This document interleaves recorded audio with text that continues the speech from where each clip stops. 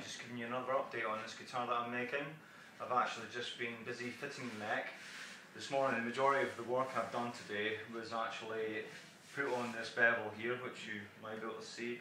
I know the light's quite poor because the sun's going down at the back of me, it's getting a little bit late, and I have the light coming in from here and little light coming from here, so the actual exposure is probably a million miles off, and the camera's struggling to deal with it, especially when it's such a sort of pathetic little thing as an iPhone. Anyway, I've been cutting all this back today. All the bindings are all nice and I'm really happy with that, it's all good. And it's starting to come together, starting to really look like a guitar now. And especially since the neck's starting to go on. I don't actually do what the manufacturers do. Manufacturers, they put the neck all together, truss rod and all, fingerboard and all, and then they keep the body and the neck separate, and then they lacquer that, they spray it and they finish it, and then they'll fit it afterwards.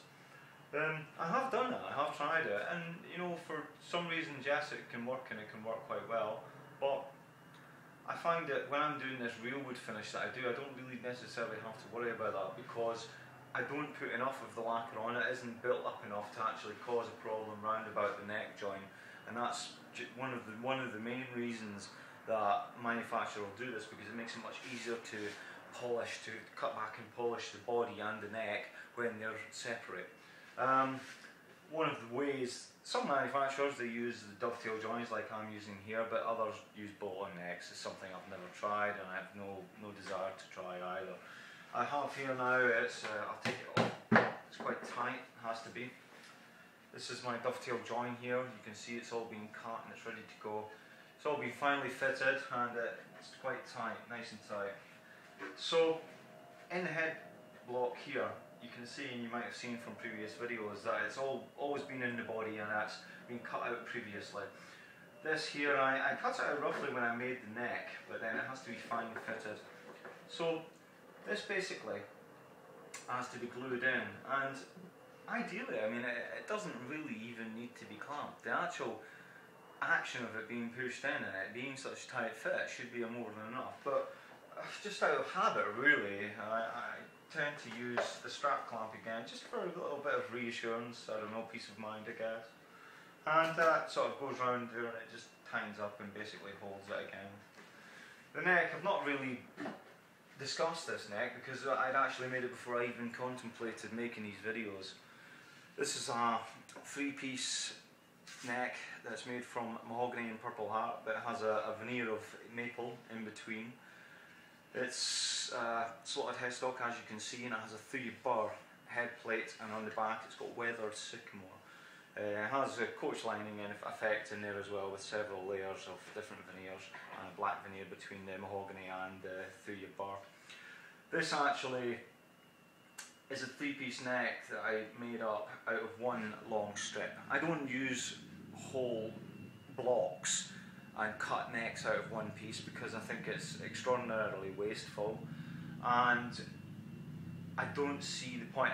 You get short grain on your headstock from a 1-piece neck, you get a lot of movement on the heel because it is 1 piece.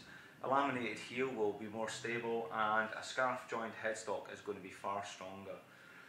I have heard some people say that they think a 1-piece neck is a better sounding neck. I beg to differ. I don't really think it makes any difference personally, but that's my opinion. I don't want to knock somebody too much for suggesting that, but I have had that suggested to me. Anyway, one thing about doing a laminated neck, especially when you're doing a 3-piece one, is that if you make it all in one strip and try to laminate it up, it has to be perfect to get it to all come together. Now, this part here, especially when you do it by hand, this heel here has to end up being exactly in the centre, and it also has to be exactly in the centre when it meets up the top in here.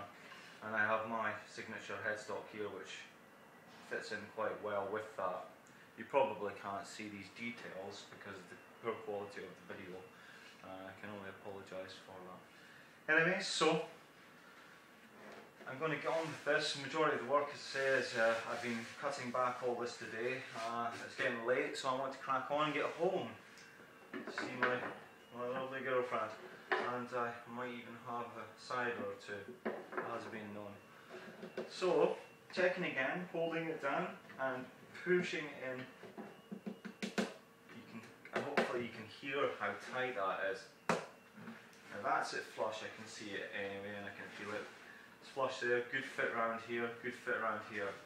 It's straight because I have checked it. I just use 1 meter ruler, steel ruler, and I have the centre line of the actual neck, which is a good reference to work to, and the centre joint of the top, which is obviously another good reference to work to. And you continue to use these reference points right throughout the making of the whole instrument. All my miters, joins and stuff of the actual body here, all have to line up and stuff. So again, that lines up with the actual centre of the body's just centre joint.